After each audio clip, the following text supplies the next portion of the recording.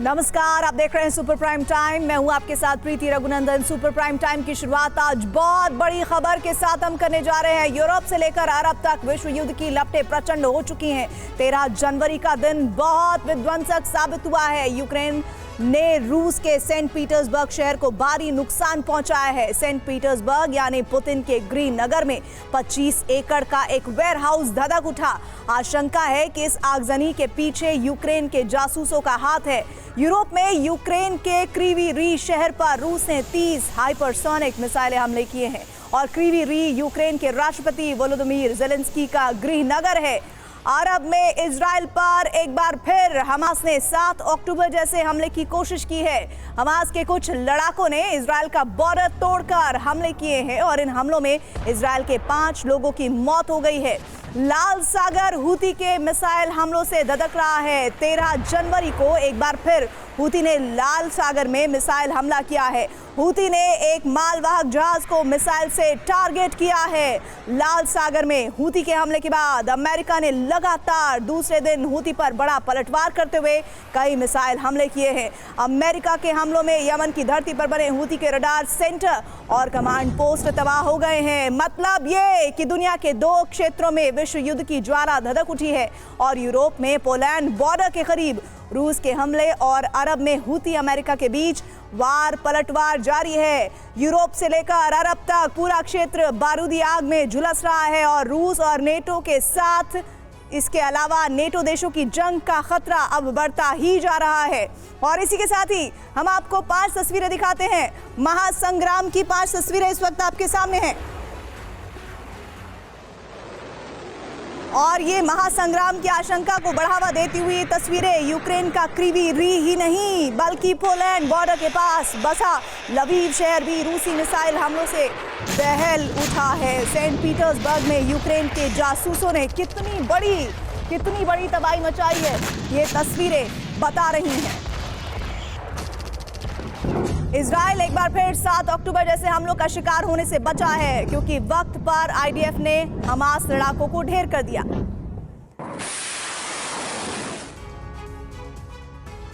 लाल सागर में रक्तपात जारी है और इसका नतीजा यह है कि अमेरिका ने हूती संगठन के खिलाफ सीधा युद्ध छेड़ दिया है। यमन अमेरिकी मिसाइलों के धमाकों से दहक उठा है और इधर यमन में फिर से बारूदी कोहराम मच गया है। अमेरिका ने हूती पर लगातार दूसरे दिन भी भीषण हमला किया है और एक बार ये जानकारी भी सामने आ रही है कि अमेरिका ने टारगेट पर हूती के एयरबेस और रडार स्टेशन को लिया था और आसमान और समंदर से अमेरिका ने विध्वंसक प्रहार किया तो हूती के 30 ठिकाने तबाह हो गए हैं। अभी आई खुफिया जानकारी के मुताबिक अमेरिका आज रात फिर से हूती पर आक्रमण कर सकता है। सवाल यह है कि आखिर बाइडेन सेना हूती पर अब तक का सबसे बड़ा और विनाशक हमला क्यों कर रही है और इसके पीछे सुपर पावर की रणनीति क्या है।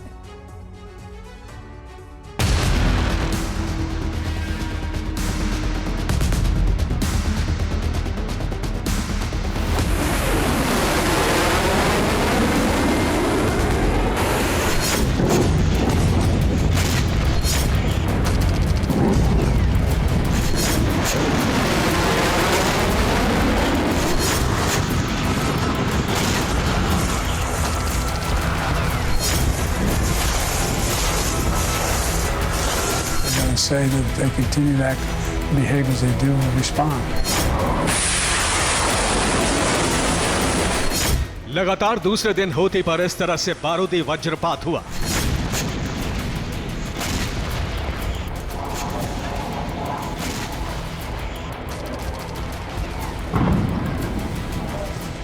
इस बार अमेरिका ने अकेले धावा बोला। सुपर पावर के हमले में हूती के ठिकाने भस्म हो गए।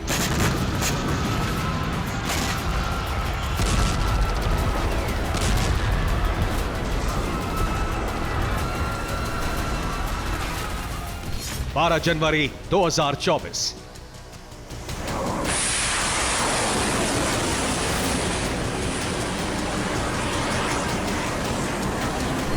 इस तारीख को अमेरिका और ब्रिटेन ने मिलकर हमला किया था। दोनों देशों के टारगेट पर थे यमन के बंदरगाह।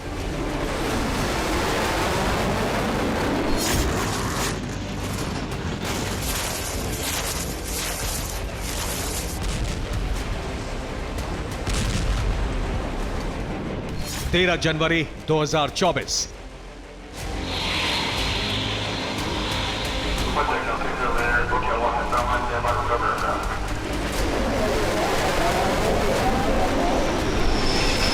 इस दिन सिर्फ अमेरिका ने हमला किया। बाइडेन ब्रिगेड के टारगेट पर थे हूती के एयरपोर्ट, एयरबेस और radar station.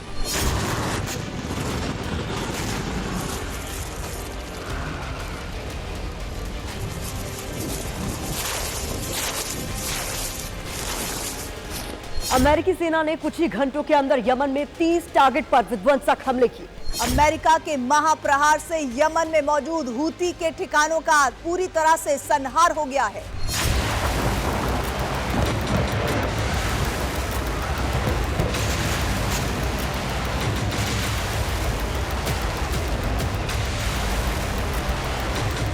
Fighter jet, submarine और युद्धपोत से ताबड़तोड़ मिसाइलें दागी गई।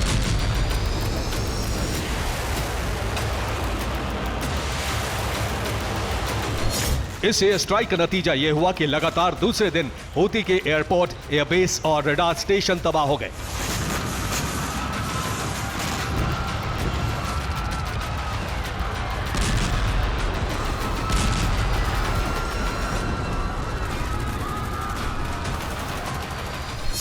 लाल सागर में अमेरिका के एयरक्राफ्ट कैरियर, पनडुब्बी और युद्धपोत तैनात हैं। हूती से जुड़े सेंटर पर अमेरिका ने समंदर से मिसाइलें दागी तो यूएई और जिबूती से उड़कर अमेरिकी फाइटर जेट ने बारूदी वर्षा की।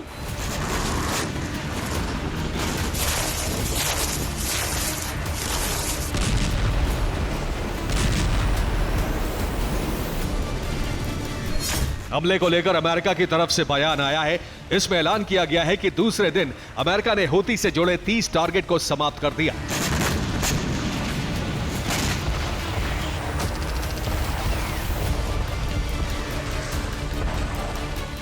अमेरिका के हवाई हमले में हूती के drone depot, missile launch site, हथियार डिपो, हथियार फैक्ट्री के साथ साथ एयरफील्ड और रेडार स्टेशन तहस नहस हो गए।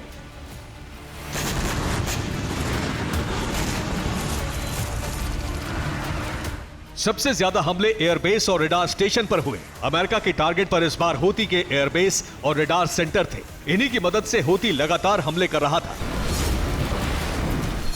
इसलिए अमेरिका ने इन्हें खत्म कर दिया। रेडार स्टेशन और एयरबेस को इसलिए भी खंडहर बना दिया गया ताकि अमेरिका के हमले के बाद हूती पलटवार ना कर सके। बाइडेन सेना अपने इस मकसद में पूरी तरह से कामयाब रही है।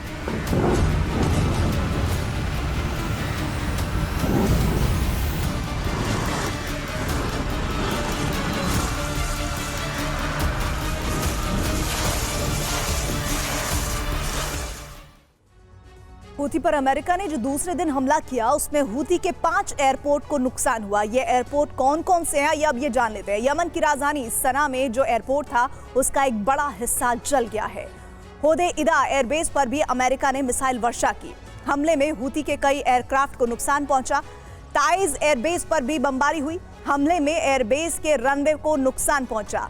यमन में अमेरिका ने अब्ज एयरबेस पर प्रहार किया। यहां भी हूती को नुकसान पहुंचने की रिपोर्ट है। सादा एयरपोर्ट पर भी, एयरबेस पर भी अमेरिकी हमले की वजह से हूती के 2 हेलीकॉप्टर और 1 इमारत को नुकसान पहुंचा है। अमेरिका ने सिर्फ हूती के एयरपोर्ट और एयर बेसेस जो हैं उन पर ही टारगेट नहीं किया बल्कि हूती के रडार स्टेशन को भी उड़ा दिया। सना, सादा, होदेइदा, ताइज और हजाब यमन के वो इलाके हैं जहां हूती के रडार स्टेशन हैं और अमेरिका ने इन 5 जगहों पर मिसाइल विस्फोट किया। यहां मौजूद हूती के सभी रडार स्टेशन बर्बाद हो गए। असल में हूती इन्हीं रडार स्टेशन की मदद से इजराइल, अमेरिकी बेस और लाल सागर से गुजरने वाले जहाजों पर हमला करता था। इसीलिए बाइडेन की सेना ने इन्हें तबाह कर दिया।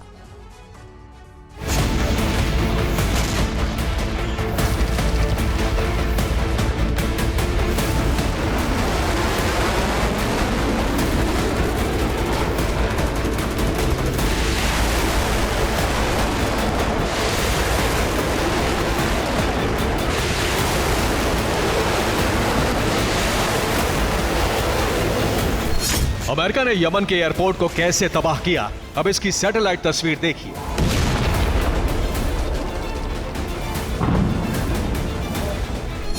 ये सना एयरपोर्ट की सैटेलाइट तस्वीर है जो पिछले साल 25 जनवरी को इस तरह दिख रहा था, लेकिन अमेरिका के हमले के बाद अब सना एयरपोर्ट जला और बर्बाद नजर आ रहा है। ये होदेइदा एयरफील्ड की तस्वीर है। पिछले साल जनवरी में ये एयरफील्ड ऐसी दिख रही थी, लेकिन अब अमेरिका ने हमला कर इसे भस्म कर दिया है।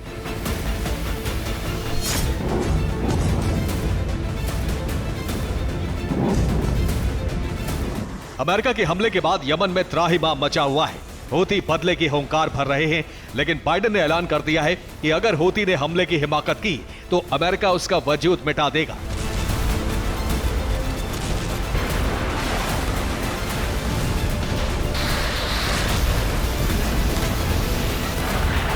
It's irrelevant whether they're designated. We've put together a group of nations that are going to say that if they continue to act and behave as they do, we'll respond.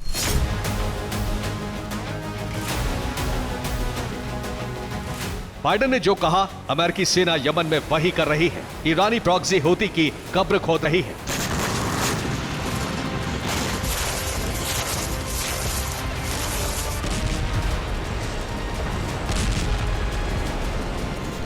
लेकिन यहां सवाल यह है कि अमेरिका ने लगातार दूसरे दिन हूती पर हमले क्यों किए? आक्रमण के पीछे की वजह क्या है? बाइडेन का प्लान क्या है?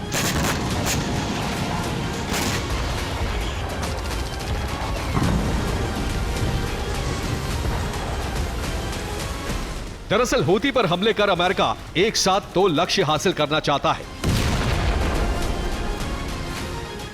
पहला, हूती को पूरी तरह से कमजोर कर देना। दूसरा, जंग में ईरान को खींचना, उसे भी शक्ति विहीन करना।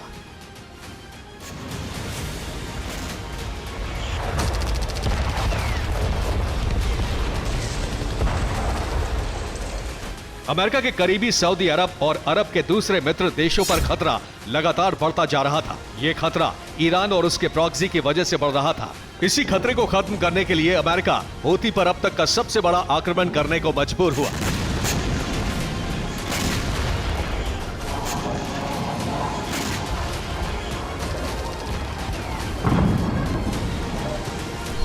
बाइडेन और उनकी सेना के इरादे इस बात का संकेत दे रहे हैं कि यमन में अमेरिकी एयर स्ट्राइक तभी रुकेगी जब हूती का अस्तित्व खत्म हो जाएगा।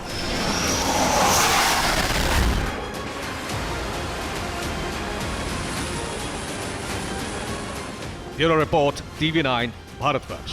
बड़ी खबर आ रही है, हूती पर आज रात फिर हमला कर सकता है अमेरिका। लाल सागर में अमेरिकी जासूसी विमान की रेकी हुई है और यमन में हूती के ठिकानों की रेकी कर रहा था ये विमान। UAE और जिबूती में विध्वंसक हमले की तैयारी है। जिबूती के साथ साथ ही यमन की राजधानी सना में हलचलें तेज होने की भी खबर है। ये तस्वीरें इस वक्त गवाही उस बात की दे रही है कि लगातार हूती के ठिकानों की रेकी कर रहा है विमान। जानकारी है कि अमेरिका एक बार फिर से अटैक मोड में है।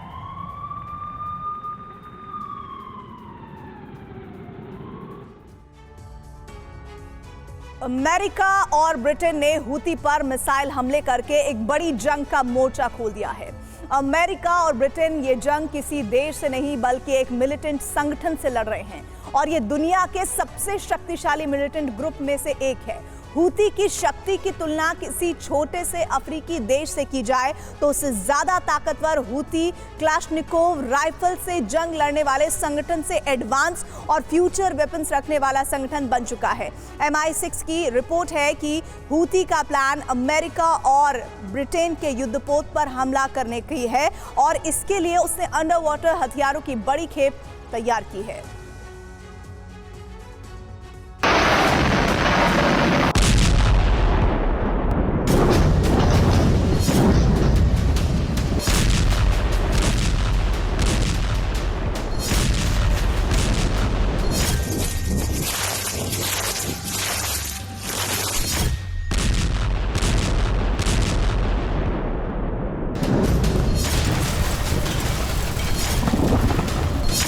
और 13 जनवरी लगातार 2 दिन से यमन में हूती के ठिकानों पर अमेरिका सहित 6 सहयोगी देशों के हमले जारी हैं।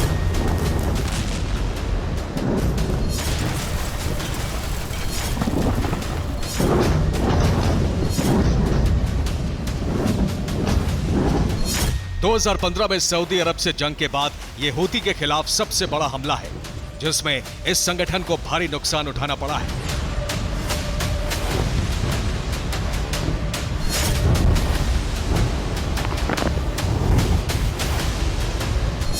हूती ने ऐलान कर दिया है कि अमेरिका और ब्रिटेन को इन हमलों का विध्वंसक जवाब दिया जाएगा और हूती की पूरी शक्ति का इस्तेमाल किया जाएगा।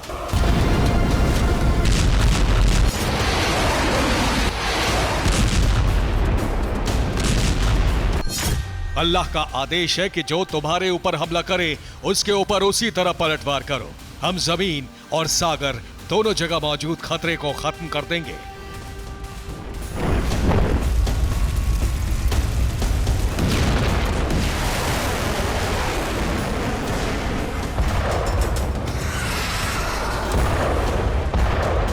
हूती ने स्पष्ट कर दिया है कि साइप्रस की जमीन से उड़े ब्रिटेन के फाइटर जेट हो या फिर लाल सागर में मौजूद अमेरिकी नौसेना का बेड़ा, सब उसके टारगेट पर है।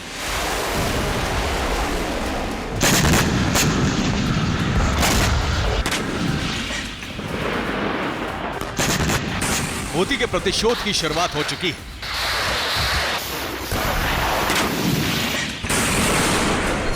हूती ने 12 जनवरी की रात को लाल सागर से अदन की खाड़ी में पहुंचे एक तेल टैंकर जहाज पर मिसाइल हमला किया। हूती के मुताबिक यह जहाज यूके की शिपिंग कंपनी का था। जिस वक्त जहाज पर हमला किया गया, यह यमन से 165 किलोमीटर दूर था।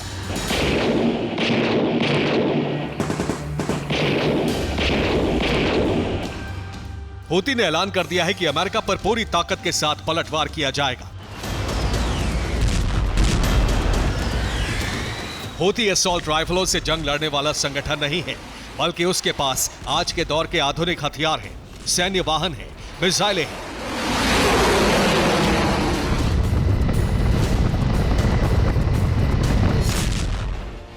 हूती की ताकत का अंदाजा इसी से लगाया जा सकता है कि यमन सरकार से ज्यादा क्षेत्र उसके कब्जे में है और सरकार भी उसके सामने कमजोर है। ये यमन के पोर्ट हैं, इनमें से मीदी, अल सलीफ, हुदैदा और अदन पोर्ट हूती के कब्जे में है। जहां जहां हूती के झंडे हैं वो सभी हूती के कब्जे वाले पोर्ट हैं और जहां लाल निशान लगे हैं वो यमन सरकार के नियंत्रण वाले पोर्ट हैं। 1990 के दशक की शुरुआत में जब हुसैन बदरुद्दीन अल हूती ने इस संगठन की शुरुआत की, तब उसके पास हथियारों की कमी थी। लेकिन यमन की सुन्नी सरकार के विरुद्ध युद्ध छेड़ने के बाद ईरान से हूती को मदद मिलने लगी।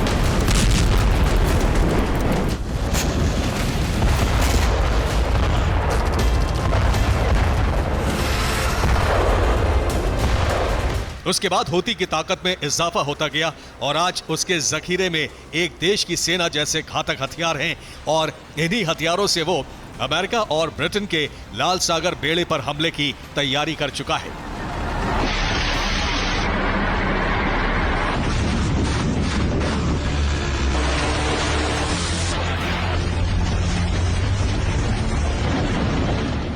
हूती संगठन के बारे में ब्रिटेन की खुफिया एजेंसी MI6 की रिपोर्ट है कि हूती लाल सागर में अमेरिकी बेड़े पर अंडर वाटर ड्रोन हमला करने की तैयारी में है। इसके साथ ही अमेरिकी बेड़े पर ड्रोन और मिसाइल हमले करने के भी प्लान है।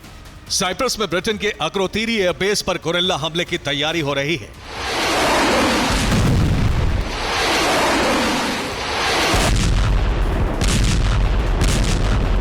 हूती के पास लॉन्ग रेंज की क्रूज और बैलिस्टिक मिसाइलों का बहुत बड़ा भंडार है।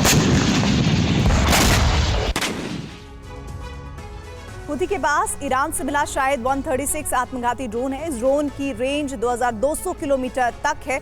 ईरान और हिजबुल्लाह फोर्सेस ने हूती को समद 3 आत्मघाती ड्रोन भी दिया है। समद 3 आत्मघाती ड्रोन की हम बात करें, इसकी रेंज 1500 किलोमीटर तक है। कासिफ 2 के ड्रोन भी हूती के पास बड़ी संख्या में है और इसकी मारक क्षमता 300 किलोमीटर तक है। सरफेस टू सरफेस मार करने वाली मिसाइलों का बड़ा जखीरा हूती के पास है और इसकी रेंज 1500 किलोमीटर तक है। हूती को ईरान से क्रूज मिसाइलें भी मिली हैं। इनकी रेंज 2000 किलोमीटर से ज्यादा है। हूती के पास एडवांस स्टेज की बैलिस्टिक मिसाइलें भी हैं और ये 2200 किलोमीटर तक मार करने की क्षमता रखती हैं। हूती संगठन में 1 लाख से ज्यादा प्रशिक्षित लड़ाके हैं जो किसी भी वक्त हमला करने को तैयार हैं। ये report centre for terrorism control की है जो 2021 में तैयार की गई थी। तब से अब तक हूती की ताकत में बहुत इजाफा हुआ है।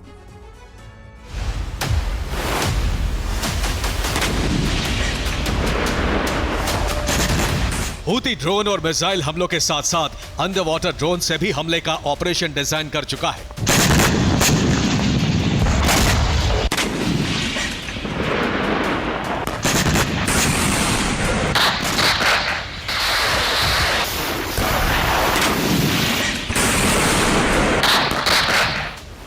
MI6 की रिपोर्ट है कि ईरान से हूती को अंडर वाटर टॉर्पीडो की सप्लाई हो रही है। इसके साथ ही USV यानी अनमैन्ड सरफेस वेसल मतलब विस्फोटक से भरी छोटी नाव भी मिल चुकी है। इन दोनों हथियारों के जरिए हूती अमेरिकी बेड़े पर कभी भी हमला कर सकता है।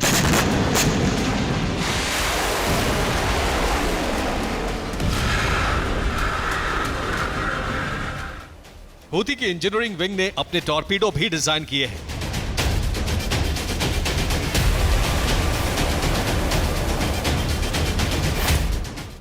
हूती संगठन ने कंप्रेस्ड सिलेंडर से टॉर्पीडो तैयार किया है। इसमें गैस और विस्फोटक भरे गए हैं। गैस से टॉर्पीडो का प्रोपेलर चलता है। यह टॉर्पीडो 30 मीटर गहराई तक काम करता है। इसकी रफ्तार 40 किलोमीटर प्रति घंटे तक है। यह 10 किलोग्राम तक RDX ले जा सकता है। इसको युद्धपोत के पास ले जाकर डेटोनेट किया जा सकता है।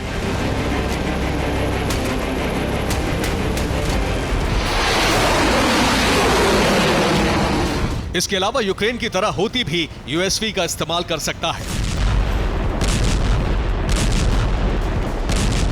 जिस तरह यूक्रेन ने छोटी छोटी नावों से रूस के ब्लैक सी फ्लीट को तबाह किया, उसी तरह हूती भी अमेरिकी बेड़े को तबाह करने का प्लान बना रहा है।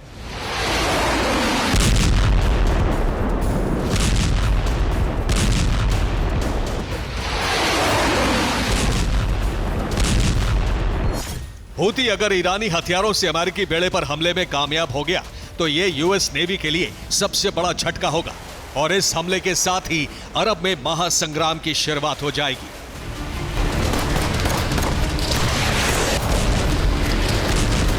Bureau report TV9 Bharatvarsh.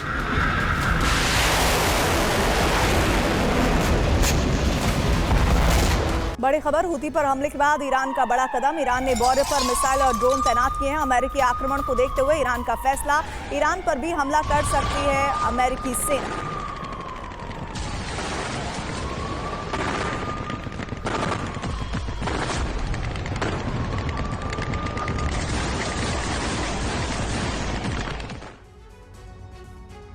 Gaza युद्ध शुरू होने के चंद दिनों बाद ही ईरान के प्रॉक्सी हूती ने लाल सागर से गुजरने वाले जहाजों पर मिसाइल और ड्रोन से हमले शुरू कर दिए थे। हूती को सबक सिखाने के लिए जब अमेरिका ने एयर स्ट्राइक की तो अरब में महायुद्ध का खतरा बढ़ गया। अरब में 1991 के खाड़ी युद्ध जैसे हालात बन गए। विश्व युद्ध की आशंका इसलिए भी बढ़ती जा रही है क्योंकि हूती पर अमेरिका की एयर स्ट्राइक के बाद ईरान के साथ साथ तुर्की, रूस और चीन भी हूती के पक्ष में खड़े हो गए हैं और इन देशों ने अमेरिका को धमकी भी दे दी है।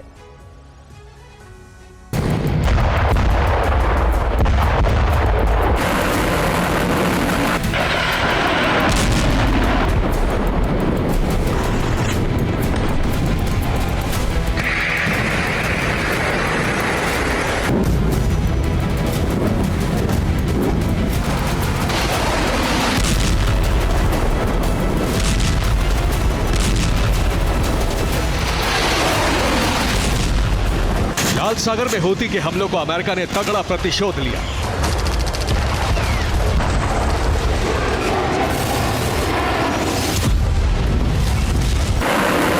यमन में हूती के ठिकानों पर अमेरिका ने जबरदस्त एयर स्ट्राइक की।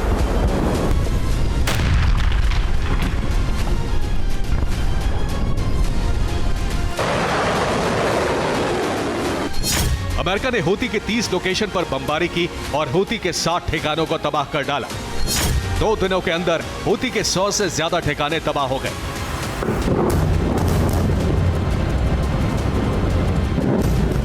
लाल सागर में बड़े रक्तपात को लेकर दुनिया 2 खेमों में बंट गई है।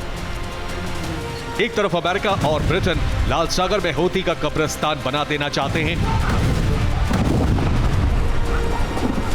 दूसरी तरफ हूती पर अमेरिका के विध्वंसक हमलों के बाद अरब में एक बार फिर खाड़ी युद्ध जैसे मंजर दिखने लगे। एक तरफ इजराइल, अमेरिका और ब्रिटेन है तो दूसरी तरफ ईरान, तुर्की, रूस और चीन एक मंच पर आ गए हैं। वैश्विक मंच पर लाल सागर को लेकर गुटबंदी बढ़ती जा रही है। हूती पर अमेरिका और ब्रिटेन के हमलों से ईरान पहले ही दोनों देशों पर बौखलाया हुआ था।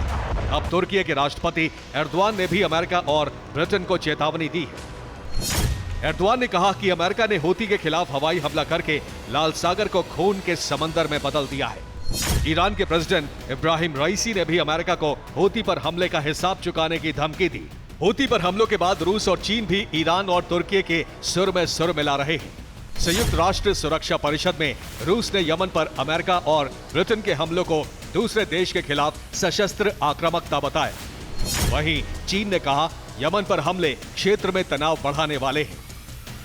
ईरान और तुर्की की धमकियों के बाद लाल सागर में उबाल बढ़ गया है। लाल सागर से गुजरने वाले जहाजों को लेकर दूसरे पश्चिमी देशों की चिंताएं भी बढ़ गई। हालात ऐसे बन गए हैं कि लाल सागर में कमर्शियल शिप को उसी तरह पास कराया जा रहा है जैसे दूसरे विश्व युद्ध में अटलांटिक सागर में जर्मन पनडुब्बियों से जहाजों को बचाने के लिए ब्रिटिश सेना बारूद बरसाती थी।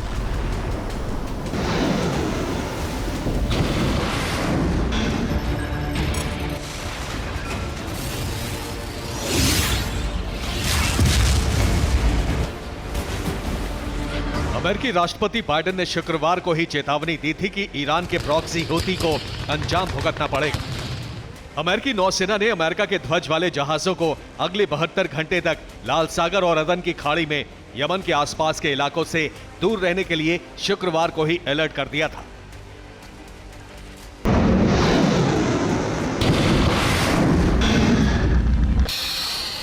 एक तरफ अमेरिका और ब्रिटेन हूती के गढ़ में हमले कर रहे हैं तो दूसरी तरफ ईरानी प्रॉक्सी हूती ने सोमालिया के गुटों से भी गठबंधन कर लिया है। इस बीच अदन की खाड़ी से 2 अमेरिकी सैनिकों का अता पता नहीं है। रिपोर्ट्स के मुताबिक 2 अमेरिकी सैनिकों को हूती ने बंधक बना लिया। इन सैनिकों की अमेरिकी नौसेना के 5वें बेड़े में तैनाती थी। हूती पर अमेरिकी एयर स्ट्राइक के बाद अरब में अमेरिकी ठिकानों पर भी खतरा बढ़ गया है। इस बीच सीरिया में अमेरिकी बेस पर बहुत बड़ा हमला हुआ। सीरिया के कोनिको में अमेरिकी सैन्य अड्डे पर मिसाइलों और रॉकेट से हमला हुआ। उधर इराक में भी अमेरिकी बेस पर हमला किया गया। इजराइल और हमास की जंग का विस्तार अब इस हद तक हो गया है कि ईरान की नौसेना ने गुरुवार को ओमान की खाड़ी में एक जहाज को जब्त कर लिया।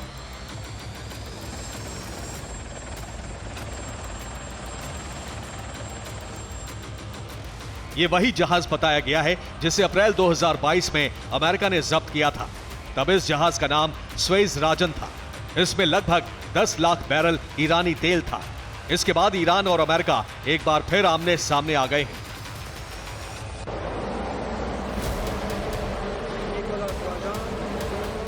यमन में हूती के ठिकानों पर अमेरिका की एयर स्ट्राइक से ईरान और अमेरिका के बीच तनाव बढ़ गया है। वहीं दूसरी तरफ अरब में भी गुस्सा भड़क गया है। यमन में अमेरिकी हमलों के खिलाफ विरोध प्रदर्शन भी शुरू हो गया। हूती पर एयर स्ट्राइक के विरोध में यमन की राजधानी सना में लोगों ने रैली निकाली। हूती पर अमेरिका और ब्रिटेन के हमलों के विरोध में यमन से लेकर न्यूयॉर्क तक प्रदर्शन शुरू हो गए। न्यूयॉर्क में सैकड़ों प्रदर्शनकारियों ने संयुक्त राष्ट्र मुख्यालय के पास सड़क को जाम कर दिया। लाल सागर में आए उबाल का असर पूरी दुनिया में हो रहा है। लाल सागर में बारूद खोलने से तेल के दामों में भी आग लग गई है। तेल के दामों में 4% का उछाल आ गया है। जहाजों को बाब अल मंदेब स्ट्रेट से बचने को कहा गया है। अमेरिका ने हूती का समर्थन करने पर हांगकांग और यूएई की कंपनियों पर प्रतिबंध लगा दिया है। जाहिर है लाल सागर अगर इसी तरह खून से लाल होता रहा तो विश्व युद्ध का ट्रिगर कभी भी दब सकता है। बड़ी खबर, यूक्रेन पर रूस का बहुत बड़ा आघात। रूस का किंजल मिसाइलों से भीषण प्रहार हुआ है। रूस ने 40 हाइपरसोनिक मिसाइलें दागी हैं। हमले में यूक्रेनी सेना के कई ठिकाने तबाह हुए हैं।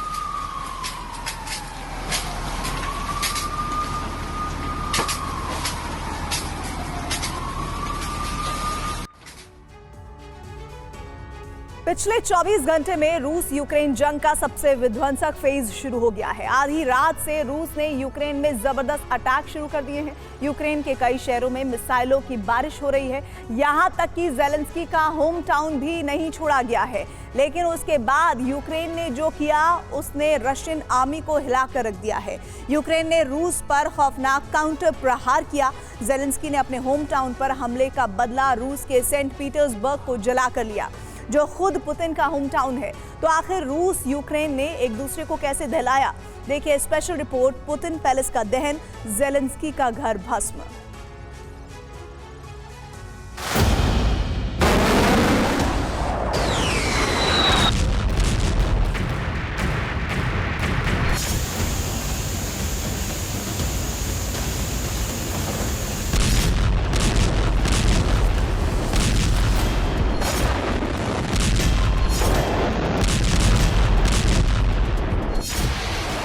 ये पुतिन का प्रतिशोध है, ये पुतिन के बदले की आग है। ये पुतिन का वो फायर पावर है जिसने आधी रात से यूक्रेन को दहलाना शुरू किया और अगले कई घंटों तक ताबड़तोड़ मिसाइल प्रहार से पूरे यूक्रेन को थर्रा दिया। रूस ने आधी रात से लेकर अगली सुबह तक यूक्रेन के कई इलाकों में हाइपरसोनिक मिसाइल्स की बारिश कर दी।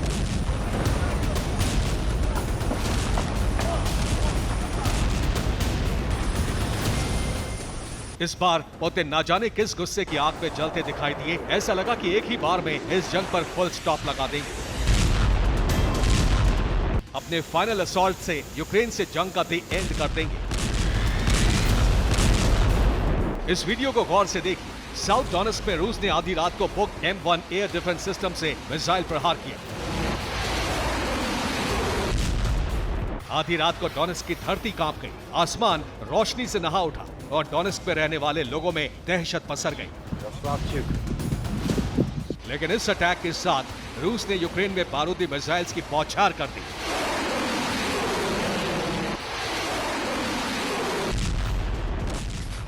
इस बार पुतिन ने जेलेंस्की के होम टाउन को निशाना बनाया। ये यूक्रेन के शहर क्रीवी रीह की तस्वीर है। आधी रात को क्रीवी रीह में ऐसे कई घर आग से घिर गए,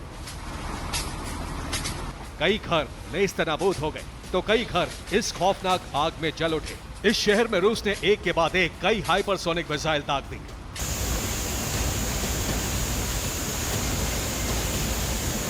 अब इस घातक प्रहार को देखिए। रूस के जपार्ड ग्रुप ने मल्टी लॉन्च रॉकेट सिस्टम से ऐसा कहर बरपाया जिसके लिए यूक्रेन पूरी तरह से तैयार नहीं था। यूक्रेन के कुपियांस्क में ऐसी कोई जगह नहीं बची जहां रूस के हमलों के बारूदी निशान ना दिखे हों। इस मिसाइल वर्षा ने यूक्रेन को पूरी तरह से हिला कर रख दिया। रूस के हमले में जेलेंस्की के कई हथियार डिपो के भी नष्ट होने की खबर है। एक तरफ रूस MLRS से अटैक कर रहा था, तो वहीं आसमान से भी उसके फाइटर जेट्स ने कमान संभाल रखी थी। रूस ने अपने घातक फाइटर जेट सुखोई 25 से डोनेस्क में भीषण विनाश मचाया। रूस ने डोनेस्क में यूक्रेन के कई मिलिट्री पोस्ट को आसमान से टारगेट किया। इस हमले में यूक्रेन के कई सैनिकों के मारे जाने की खबर है। रूस के अटैक को देखकर ऐसा लग रहा था कि रशियन फौज को मानो ऐसी कमांड मिली हो कि बस इस जंग को और नहीं खींचना है, जंग पर फुल स्टॉप लगाना है। भीषण बर्फबारी के बीच भी रशियन फौज की आर्टिलरी यूनिट यूक्रेन के ठिकानों पर आग की बारिश कर रही थी। तो वहीं रूस टैंकों से भी यूक्रेन के शहरों पर भीषण प्रहार कर रहा था। रूस ने Tu-95 से 101 क्रूज मिसाइल्स दागी। रूस ने Tu-22 से भी दर्जनों मिसाइल दागी। रूस ने Su-35 से 59 मिसाइल क्रिवॉय रोग पर बरसाई। रूस ने यूक्रेन के शहरों पर किंजल मिसाइल से भी अटैक किया।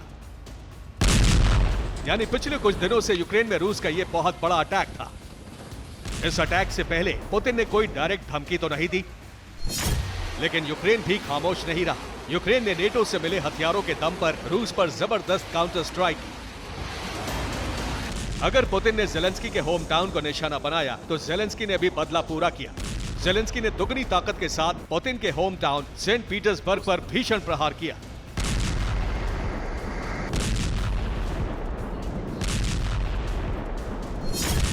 ये सेंट पीटर्सबर्ग है, मॉस्को के बाद रूस का दूसरा सबसे बड़ा शहर, वो शहर जहां पुतिन का घर है। इस शहर में जिधर भी आपकी नजर जाएगी, आग ही आग दिखाई देगी। यूक्रेन खुद पर हुए हमले का ऐसा बदला लेगा, रूस ने सोचा तक नहीं होगा। जेलेंस्की के वेपन डिपो में जितने भी घातक हथियार थे, यूक्रेनी फौज ने वो सारे हथियार सेंट पीटर्सबर्ग में झोंक दिए। सेंट पीटर्सबर्ग की दर्जनों इमारतें और वेयर हाउस आग में बुरी तरह से घिर गए। ये आग इतनी भीषण थी कि आसमान में सैकड़ों फीट ऊपर तक आग की लपटें उठ रही थी। सेंट पीटर्सबर्ग के आसमान को काले धुएं ने अपने आगोश में ले लिया। यूक्रेन ने इस काउंटर स्ट्राइक में अपने सबसे घातक हथियार और मिसाइल्स का इस्तेमाल किया। पुतिन के होम टाउन को ज़ेलेंस्की ब्रिगेड ने इस कदर दहलाया कि पूरी रशियन आर्मी ही भौचक्की रह गई। रूस का ये वो शहर है जहां 3 लाख लोग रहते हैं। यूक्रेन के अटैक में करोड़ों का नुकसान हुआ है, लेकिन कितनी मौतें हुई हैं, इसकी सटीक जानकारी अभी सामने नहीं आई है। लेकिन इतना जरूर है कि रूस की फौज और खुद पुतिन यूक्रेन के इस काउंटर अटैक को जल्दी नहीं भूलेंगे। यूक्रेन की मिसाइल रूस के सबसे बड़े शहर मॉस्को के पास तक पहुंच गई। इस शहर का नाम मॉस्को है। यूक्रेन की मिसाइल इस शहर के वेयरहाउस पर आकर गिरी, जो आग की लपटों में घिर गया। यूक्रेन ने रूस पर हाइमार्स से बारूदी मिसाइल्स की बौछार कर दी। यूक्रेन ने ग्राउंड कॉम्बैट ड्रोन से अटैक किया। यूक्रेन ने एंटी टैंक वेपन से रूस के टैंकों को निशाना बनाया। यूक्रेन ने रूस में कामिकाज़े ड्रोन से हमला किया। यूक्रेन के इन्फेंट्री ने ताबड़तोड़ प्रहार किए, तो वहीं स्वीडन से मिले CV-90 टैंक से भी हमला किया। यानी एक तरफ रूस ने यूक्रेन में भीषण प्रहार किया, तो वहीं यूक्रेन ने भी पुतिन के होम टाउन समेत कई शहरों पर मिसाइल बरसा दी। यानी साफ है कि ये जंग अब थमने वाली नहीं। नेटो से मिले हथियारों से यूक्रेन की ताकत बढ़ी है, तो वहीं वॉर मशीन में बदल चुकी रशियन फौज भी लगातार अटैक कर रही है।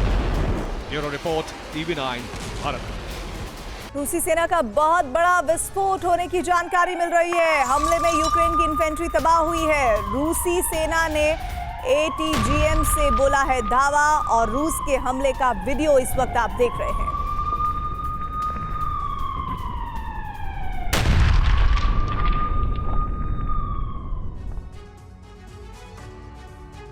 यूक्रेन नॉर्थ कोरिया के हथियारों का टेस्टिंग ग्राउंड बन चुका है, और नॉर्थ कोरिया के लिए हथियार नेटो देशों के लिए सबसे बड़ा सिरदर्द बन चुके हैं।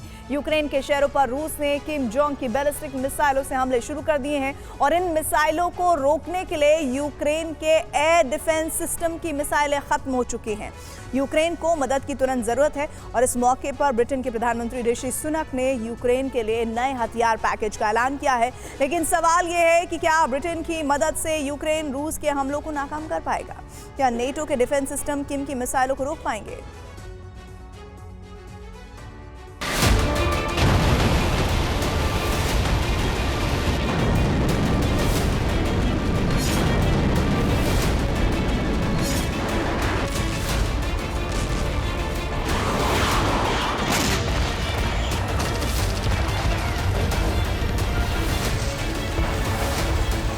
तेरह जनवरी को एक बार फिर रूस ने यूक्रेन में विध्वंस मचा दिया।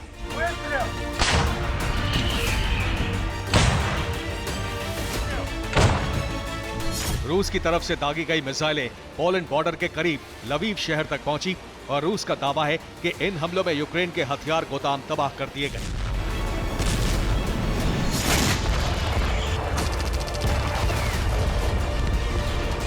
यूक्रेन के सामने पहले ही हथियारों की तंगी है, और जब सहानुभूति जताने के साथ साथ मदद का हाथ बढ़ाने के लिए ब्रिटेन के प्रधानमंत्री कीव पहुंचे, ठीक उसी वक्त रूस ने मिसाइल हमले शुरू कर दिए।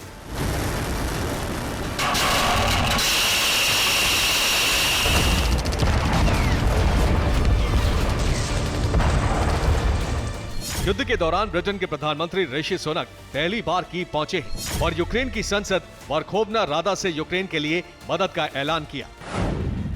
ऋषि सुनक ने यूक्रेन के साथ हथियारों के सौदे पर हस्ताक्षर किए। ब्रिटेन यूक्रेन को 26,500 करोड़ रुपए के हथियार देगा। हालांकि यूक्रेन ने बहुत जल्दी हथियारों की मांग की है। यूक्रेन ने कहा है कि एक दिन भी जंग रोकनी पड़ी तो रूस बहुत बड़ी बढ़त हासिल कर लेगा।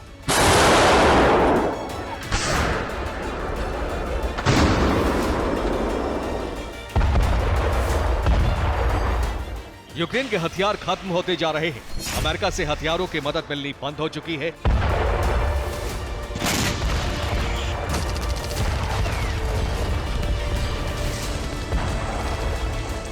रूसी हमलों से उसके हथियार गोदाम नष्ट हो रहे हैं, और फ्रंट लाइन पर रूस के ड्रोन हमलों से यूक्रेनी हथियार खाक हो रहे हैं।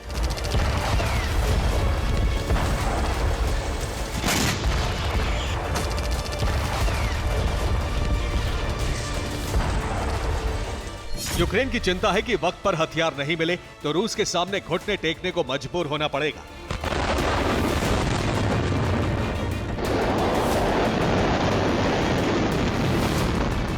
यूक्रेन कमजोर पड़ता जा रहा है, लेकिन रूस के हथियारों का जखीरा बढ़ता चला जा रहा है, क्योंकि रूस को अब नॉर्थ कोरिया से मिसाइलों की सप्लाई शुरू हो गई है।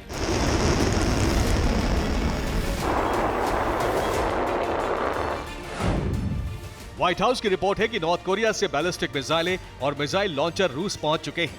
नॉर्थ कोरिया ने रूस को 250 से ज्यादा बैलिस्टिक मिसाइलें दी हैं। 30 दिसंबर को रूस ने किम के बैलिस्टिक मिसाइल से पहला हमला किया और 2 जनवरी को यूक्रेन पर नॉर्थ कोरिया के मिसाइल से दूसरा हमला किया गया।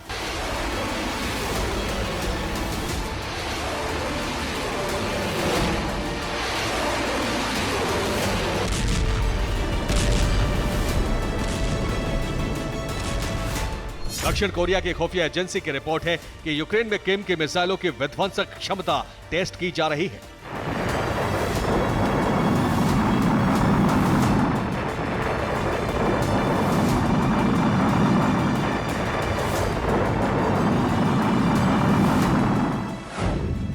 नॉर्थ कोरिया मिसाइल परीक्षण के लिए येलो सी में फायर करता है। मिसाइल एक निश्चित दूरी पर जाकर गिर जाती है। किम की मिसाइलों के फ्लाइट टेस्ट हो चुके हैं, लेकिन वॉरहेड के साथ टेस्टिंग बहुत कम हुई है। किम ने पहली बार युद्ध में मिसाइलें उतारकर टेस्टिंग शुरू की है। किम की बैलिस्टिक मिसाइलें पहली बार वॉरहेड के साथ फायर की जा रही हैं।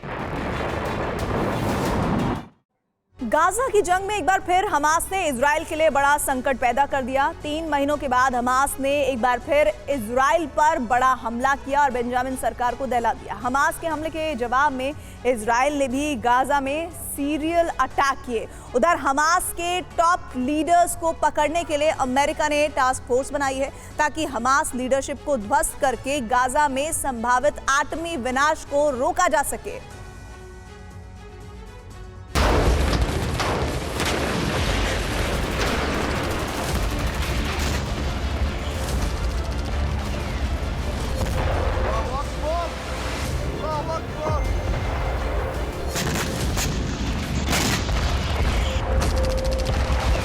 इजराइल पर एक बार फिर हमास ने बड़ा हमला किया। हमास ने एक बार फिर 7 अक्टूबर जैसे हमले को दोहराने की कोशिश की।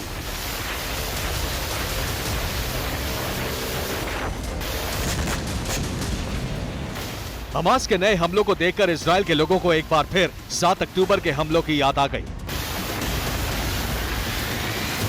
7 अक्टूबर को भी हमास ने रात में इसी तरह मिसाइलों और रॉकेट की बरसात की थी, जिसके बाद भीषण जंग शुरू हो गई।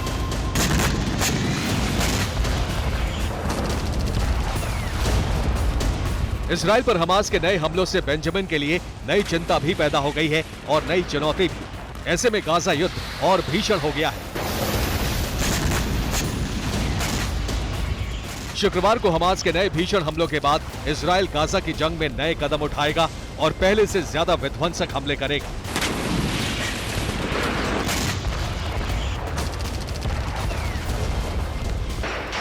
जानकारों का मानना है कि अब इजराइल इसलिए भी ज्यादा खौफनाक हो जाएगा क्योंकि इजराइल के पास अब ये दलील और मजबूत हो गई है कि उसे आत्मरक्षा के लिए हमले तेज करने होंगे।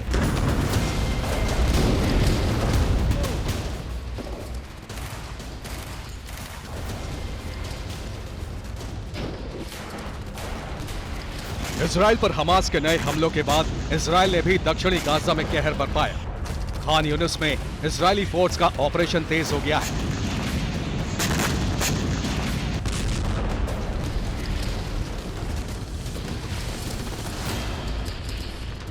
इजराइल का मानना है कि खान यूनिस में हमास के कई लड़ाके छिपे हुए हैं, इसलिए इजराइल अब खान यूनिस का हाल भी गाजा शहर की तरह ही करना चाहता है।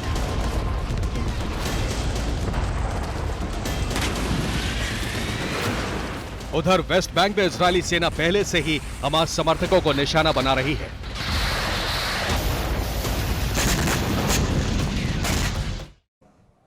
चीन की धमकियों के बीच ताइवान में लोकतंत्र जीत गया। ताइवान के 2 करोड़ से ज्यादा वोटर्स ने उस नेता को राष्ट्रपति चुना है जिसे जिनपिंग बिल्कुल पसंद नहीं करते। अब आशंका जताई जा रही है कि ताइवान को अस्थिर करने के लिए चीन कभी भी हमला कर सकता है।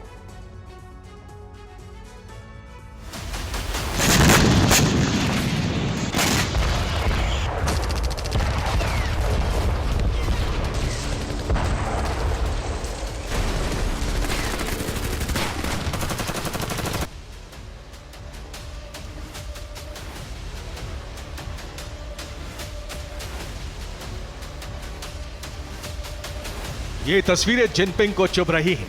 ये तस्वीरें चीन के मंसूबों को नाकाम करने वाली हैं, क्योंकि जो जिनपिंग चाहते थे वो नहीं हुआ। जो चीन की कम्युनिस्ट सरकार चाहती थी ठीक उसके उलट हुआ। ताइवान ने खुद को संप्रभु राष्ट्र मानते हुए हर वो कदम उठाया जो एक लोकतांत्रिक देश को करना चाहिए। ताइवान में रूलिंग पार्टी के नेता और मौजूदा उपराष्ट्रपति विलियम लाई चिंग-ते ने राष्ट्रपति चुनाव जीत लिया है। ये वही नेता हैं जिन्हें मतदान से पहले चीन ने खतरनाक अलगाववादी कहा था, और अब दुनिया भर के एक्सपर्ट्स दावा कर रहे हैं कि जरा सी गलती वर्ल्ड वॉर का अलार्म बजा सकती है। Retired British general sir Richard Barrons ने चेतावनी दी है कि छोटी सी गलती एक खौफनाक जंग की शुरुआत कर सकती है। सर रिचर्ड बैरंस के मुताबिक बढ़ते सैन्य अभ्यास, चीन के घुसपैठ और धमकियों से पैदा हुई गलतफहमी एक बड़े युद्ध को शुरू कर सकती है। सबसे बड़ा खतरा गर्म दिमाग वाली सैन्य कमान है, जो एक पक्ष को युद्ध शुरू करने के लिए भड़का रही है। ये युद्ध 2 जेट विमानों के गलती से टकरा जाने या एक जहाज के डूबने या विमान के मार गिराए जाने से भड़क सकता है। चीन ताइवान को लेकर यह चेतावनी काफी गंभीर है, क्योंकि नए साल से ठीक पहले 31 दिसंबर को ही जिनपिंग ने ताइवान को सख्त मैसेज दिया था। चीन फिर से एक होगा। ताइवान स्ट्रेट के दोनों तरफ रहने वाले चीनी नागरिकों को चीन के कॉमन सिद्धांतों और मूल्यों को मानना होगा और चीन के एकीकरण में साथ देना होगा। और ताइवान में वो सरकार एक बार फिर चुनकर आई है जो हमेशा से ही जिनपिंग और चीन का विरोध करती रही है। चीन से अलग पहचान का समर्थन, बीजिंग का अधिकार मंजूर नहीं। केएमटी चीन से मधुर संबंध की पक्षधर, खुद का बीजिंग समर्थक होने से इनकार। टीटीपी चीन के साथ फिर जुड़ना चाहती है, ज्यादा सीट जीतने की संभावना नहीं। टीपीपी ने चुनाव जीता जो चीन बिल्कुल नहीं चाहता था। यह ताइवान के लिए लोकतंत्र की लड़ाई है और अब वो एक्शन भी ले रहा है। ताइवान ने चीन के खिलाफ बड़ा एक्शन लेते हुए 200 लोगों की गिरफ्तारी भी की है और ताइवान के यही एक्शन चीन को भड़का सकते हैं। और चुनाव से ठीक एक दिन पहले ही चीन के रक्षा मंत्रालय ने फिर ताइवान को धमकी दी थी। चीन के रक्षा मंत्रालय ने कहा था कि ताइवान को मेनलैंड चाइना से अलग करने की ताइवान की कोशिश उससे बहुत भारी पड़ सकती है। यही वजह है कि दुनिया के वॉर एक्सपर्ट्स चीन के एक्शन को लेकर डरे हुए हैं, जबकि अमेरिका खुलकर ताइवान के साथ है। So unlike Ukraine, to be clear, sir, U.S. forces, U.S. men and women would defend Taiwan in the event of a Chinese invasion. Yes. यानी साफ है कि एक तरफ अमेरिका खुलकर ताइवान का साथ दे रहा है, तो वहीं ड्रैगन हर दिन नई धमकी दे रहा है। ऐसे में ईस्ट एशिया में कभी भी बड़ी जंग से इनकार नहीं किया जा सकता। Bureau report, TV9 Bharatvarsh. उत्तर कोरिया के तानाशाह किम जोंग उन अब जिस राह पर चल पड़े हैं उससे न सिर्फ बाइडेन बल्कि पुतिन और जिनपिंग भी हैरान है। किम जोंग के फैसले पर कई देशों को यकीन ही नहीं हो रहा, क्योंकि उन्होंने अपनी आदत और छवि के विपरीत कदम उठाया है।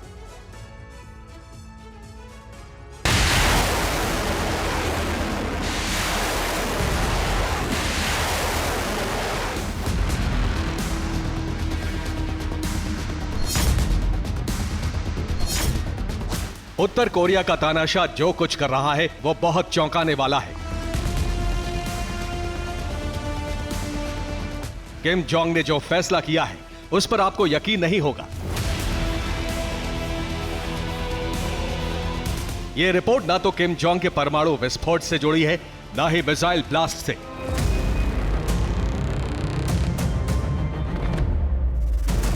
किम जोंग अब उत्तर कोरिया में पर्यटन बढ़ाना चाहता है। वो उत्तर कोरिया की खूबसूरत जगहों का प्रचार प्रसार करवा रहा है। इसके लिए वो रशियन मॉडल का सहारा ले रहा है।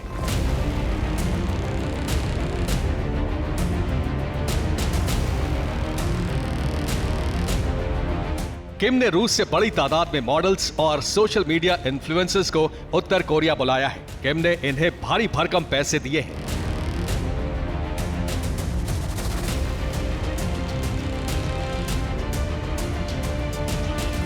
किम के ऑफर पर कई मॉडल्स न सिर्फ उत्तर कोरिया पहुंच चुकी हैं, बल्कि उत्तर कोरिया के पर्यटन स्थलों का जोर शोर से प्रचार कर रही हैं। इन्हीं में से एक है विक्टोरिया, जो उत्तर कोरिया के टूरिज्म को सोशल मीडिया के जरिए प्रमोट कर रही है।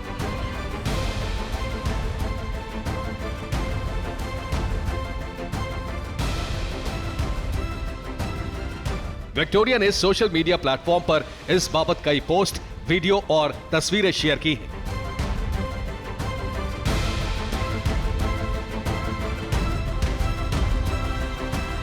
उत्तर कोरिया में पर्यटन को बढ़ावा देने के लिए किम की मदद खुद रूस के राष्ट्रपति पुतिन कर रहे हैं। पुतिन ने रूस के लोगों से अपील की है कि वो उत्तर कोरिया में छुट्टियां मनाने जाएं। माना जाता है कि पुतिन ने अपने देश के लोगों से ये अपील इसलिए की है क्योंकि उत्तर कोरिया रूस को यूक्रेन पर हमले के लिए लगातार हथियार सप्लाई कर रहा है।